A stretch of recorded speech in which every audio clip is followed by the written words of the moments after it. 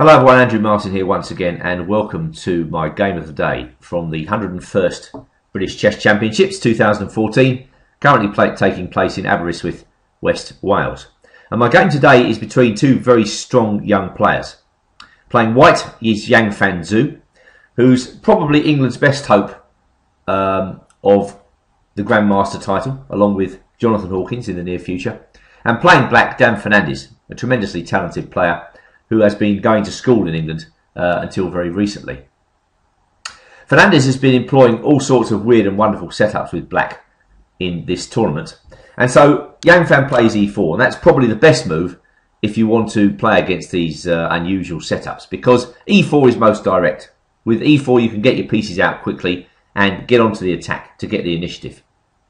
But all the same, it probably came as a surprise to Zhou that Fernandez departed from his unusual systems and decided in this game to play one of the most theoretical openings known to mankind, the Sicilian Najdorf. And it's almost as if this is throwing down the gauntlet to Zhou. What have you got? Well, white played bishop e3, and after e6, f3, the so-called English attack. Black's got plenty of choices here, but Fernandez settled for the orthodox bishop e7. And now white plays queen d2. And the main idea of this setup with white is to castle on the queen side and then to go for the attack with g4 and h4. Actually, it was the American Grandmaster Robert Byrne that developed this system initially in the 1970s. Only latterly, when Short, Nunn, Chandler started to use it, did it get renamed as the English attack. But Robert Byrne takes all the early credit. Well, now comes a move with a Fernandez stamp on it, because he is rather unorthodox. He played h5. Now this is not unknown against the English attack. Black takes a little bit of time out to slow down the idea of g4. You know, if a weaker player looks at this move, they think, what on earth is black doing? But this is modern chess at its best. You know, it's not what the books say, it's what works. And so h5 is a delaying move. The only slight issue I have with it, and of course the main issue, what is black going to do with his king? But black thinks stopping g4 is the highest priority at the moment. And it certainly poses unusual problems to white, as we'll see. In fact, Zhou doesn't even come close to exploiting the black king, which at the moment seems to be stuck in the centre. Well, he played bishop c4. Returning to the realm of the Sicilian attack or the Vladimirovich attack, white is perhaps looking for other ways to open up the position. Usually in the Sicilian attack, the bishop drops back to b3, and then white continues with f4 and then f5. So if white can successfully change the pawn structure in the centre, then this move f4, f5 will help him to leave open black's game. And it's black's job to stop this idea. Also possible here is just to cast on the queen side. There aren't many modern games with this setup, the immediate h5, in this particular variation. But in the game Popovic versus Gorodovica, played in Yugoslavia in 2013, white cast on the queen side and got quite a nice game after knight c6, g3. After that, white continued with h3, rook g1, and got g4 in anyway. But of course, black's arguing that takes some time, so that will help me to catch up with development. Zhou's move is very direct. Well, black played knight c6. White cast on the queen side. And now, probably an essential move here, knight to a5. Black's idea is very simple. He wants to get rid of that dangerous light squared bishop. And perhaps slightly surprisingly, Zhou falls in with black's plans after bishop b3. I wonder how much thought he gave to bishop d3 in this position. I think that may be a better move, although it kind of clogs up the rook and the queen on the d file. If black plays queen c7, an interesting move here is knight to a4, setting unusual problems. And the point is that if black goes b5, we go knight takes e6, bishop takes e6, and now knight b6, with a very unclear situation. Looks horrible for black, but in fact it's pretty unclear. Black can play rook b8, queen takes a5, knight d7, and if knight c4, we have queen c6. And white gets into a bit of a tangle. Meanwhile, black is getting something of an initiative, but of course he sacrificed a pawn in order to get it. That's one line.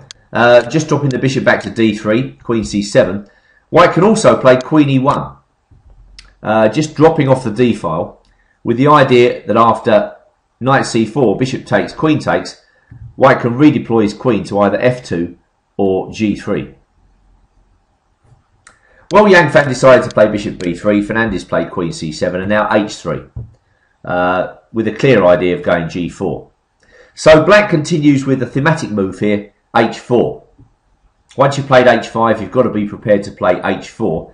And now we see black trying to control a whole cluster of dark squares in the centre and on the king side. White played king b1, and now knight c4, giving white a problem to solve. Which bishop does he want to surrender in this position? Does he want to keep the light squared bishop, or does he want to keep the dark squared bishop? Yang Fan decides to keep the bishop on b3. Now if he takes on c4, let's just have a look at this. Take on c4, take on c4. The machines suggest bishop g5. Again, very direct. Possibly eyeing that pawn on h4. White's idea is maybe queen f2. If black goes b5, we get an interesting position here after a3, rook b8. It looks as though black gets counterplay, but white can also have his fair share of the game here by leading up to the move e5.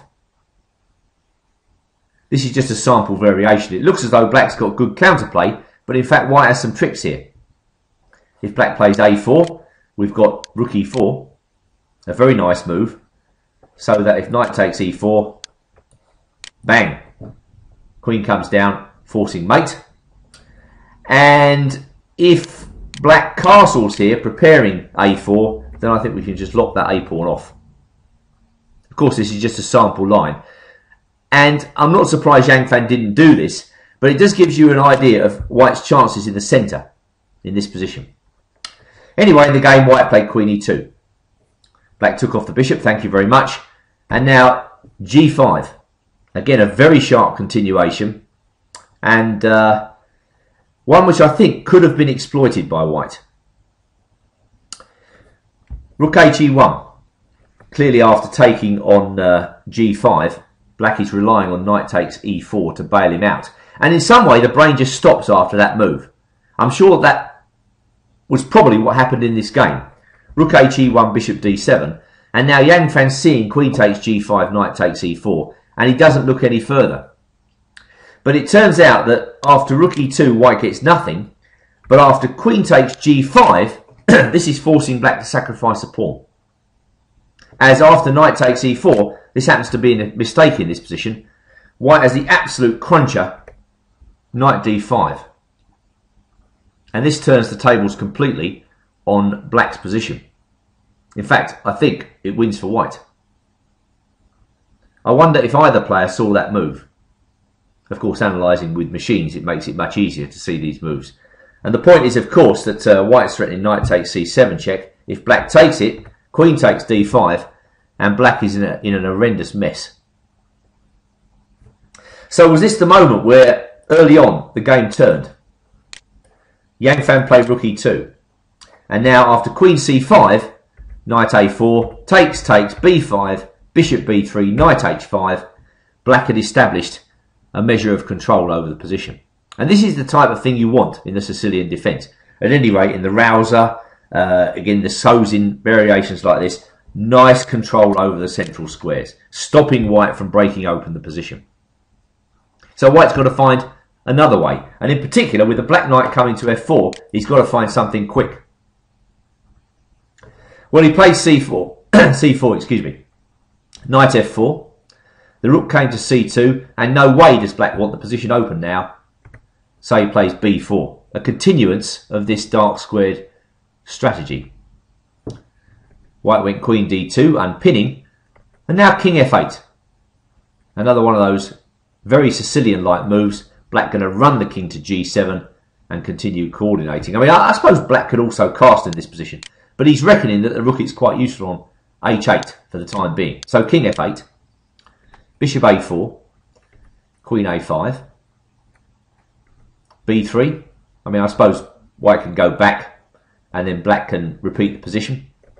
But b3, Yang Fan's still hoping for something in this position by putting his knight in on c6. Black plays a5, and now the exchange of queens. Queen takes d4, knight takes d4.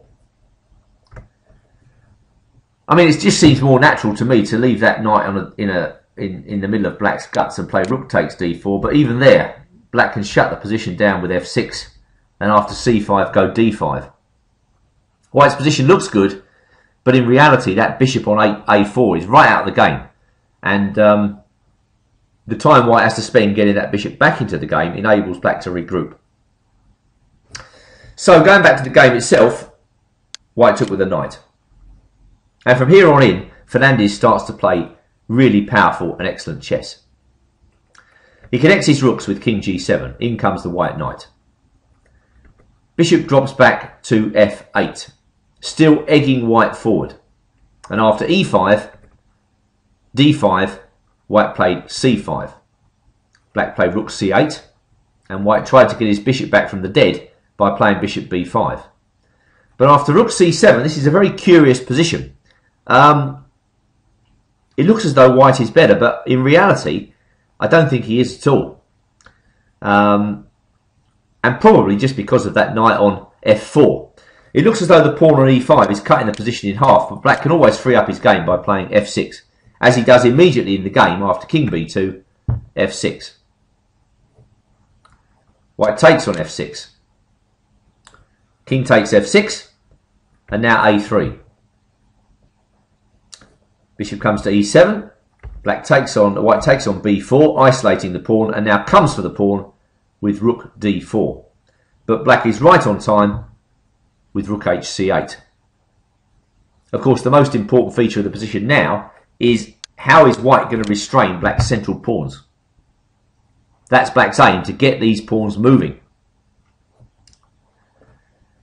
Knight takes e7.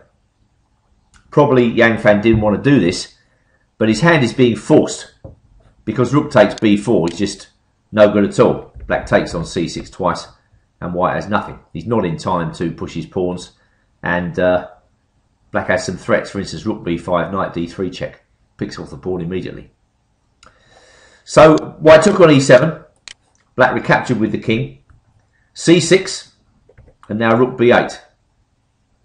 With the idea, if the bishop drifts away from the pawn, say to f1, we go rook b6 and pick up the pawn.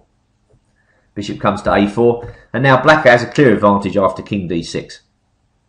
Note all of black's pieces on dark squares, keeping out the range of white's bishop. Strategically, white's position is now bankrupt, and Fernandez, after a little bit of hesitation, finishes nicely. King d1 was answered by e5, and king e1 by knight c6, by knight e6, excuse me. Well, I mean, what is white going to do? Bishop's useless. Black's knight can manoeuvre all over the place. I mean, it could come to either d4 or c5. Both of those squares look excellent. It's really not clear what white can do. So Yang Fan tries a trick. Rook to c4. Fernandez brings his knight to c5, rook g4, and now a translation of advantages. Knight takes a4, b takes a4, b3. I think in order to play this way, you have to be sure that you're completely winning, because you give up your fantastic knight for that lousy bishop. But Fernandez is right on the ball. He forces the white rook passive. He takes on c6, and he understands that this is a completely winning position. White played king d2. Right, can he rescue the day by taking on g5? Very doubtful. Black comes in with the rook, giving check. And now rook a1 is the point. And I don't think there is any way back for white in this position.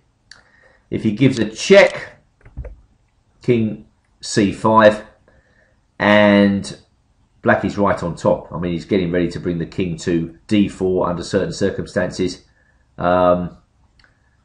yeah, this is a completely winning position, and of course rook a2 is a big threat. Going back, rook takes g5, rook c1 check, king d2, rook a1. What if rook g4, going after the h pawn and protecting the a pawn? Well, then we go rook a2. White's got to protect the rook. d4, very strong indeed. King b1, we take on b2, we go d3, and now regrettably White can't hold both black's pawns. If he gives a check and goes rook g7, rook d8 is crushing.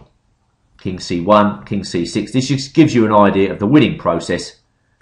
And now d2 check, and then b2.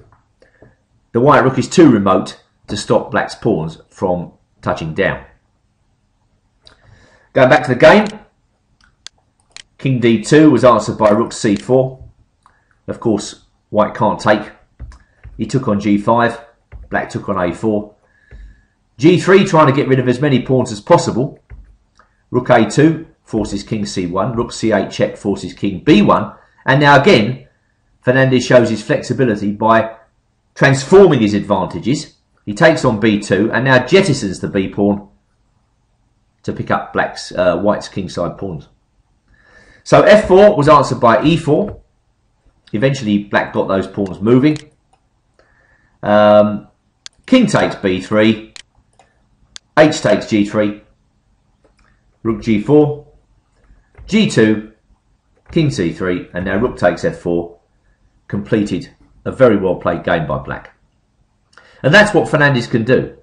So my recommendation to him would be to play main lines more often, because he certainly seems fully in control of them when he gets to those mainline positions.